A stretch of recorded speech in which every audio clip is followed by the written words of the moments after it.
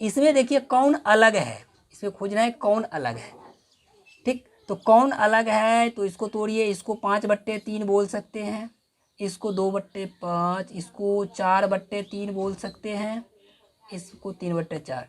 तो ये देखिए ये है परमेय संख्या, ये वाला भी परमेय संख्या हो गया, और ये वाला भी परमेय संख्या हो गया।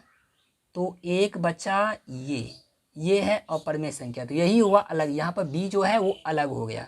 अगला प्रश्न है √3 क्या है, तो √3 क्या है, एक अपरमेय संख्या है, इसका बी उत्तर जाएगा। संख्या 0.32 पर ये आवर्त है को P/Q के रूप में लिखना है।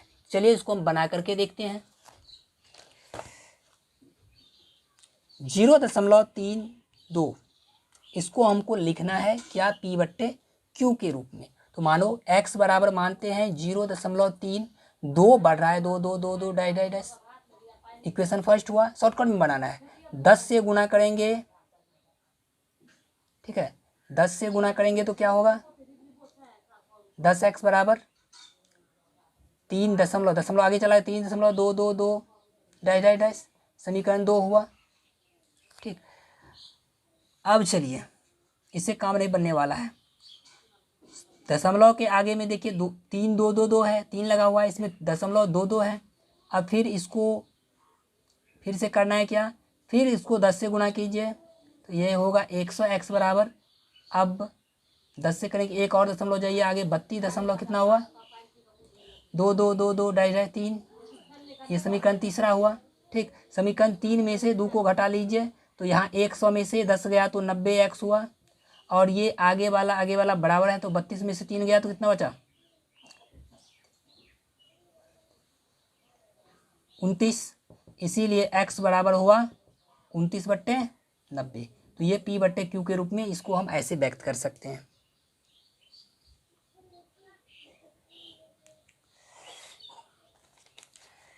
चलिए अगला प्रश्न है, वृत्ताकार पथ पर 3 लड़के एक ही स्थान से दौड़ना प्रारंभ करते हैं, तो एक चक्कर लगाने में क्रमशः 1 घंटे, 2 घंटे और 3 घंटे लगते हैं। तीनों को प्रस्थान बिंदु पर पहुंचने में कितना समय लगेगा।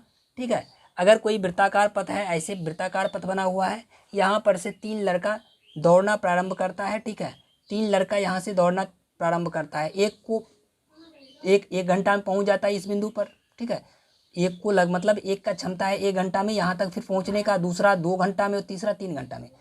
ठीक, तो कितने समय में तीनों एक ही बिंदु पर पहुंच जाएगा, एक साथ पहुंच जाएगा। अगर एक चक्कर मारेगा तो आगे पीछे रह जाएगा, लेकिन कितना बार चक्कर लगाएगा तो तीनों इस बिंदु पर पहुंच जाएगा। तो यहाँ पर एलसीएम होगा तीनों का, 1 2 और 3 का एलसीएम करेंगे तो 2 3 का एलसीएम होता है 6।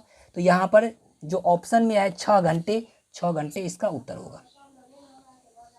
ठीक है, अब चलिए अगला प्रश्न है, 2 और 2.5 के बीच अपरमेय संख्या है। कितने अपरमेय संख्या, 2 और 2.5 के बीच में कितने अपरमेय संख्या है। तो अगर पूछा जाए ए और बी के बीच में कितने अपरमेय संख्या है, तो क्या होता है, ए बी रूट में जाता है ना। ठीक, ए बी रूट में जाता है, तो यहाँ पर ए समझिए ये 2 हुआ, ए बी हुआ 2.5, तो 2 गुना 2.5 यानी कितना हुआ, 2.5 दूनी 2.5 दूनी कितना होता है 5, √5। तो √5 जो होगा यही इसका उत्तर होगा।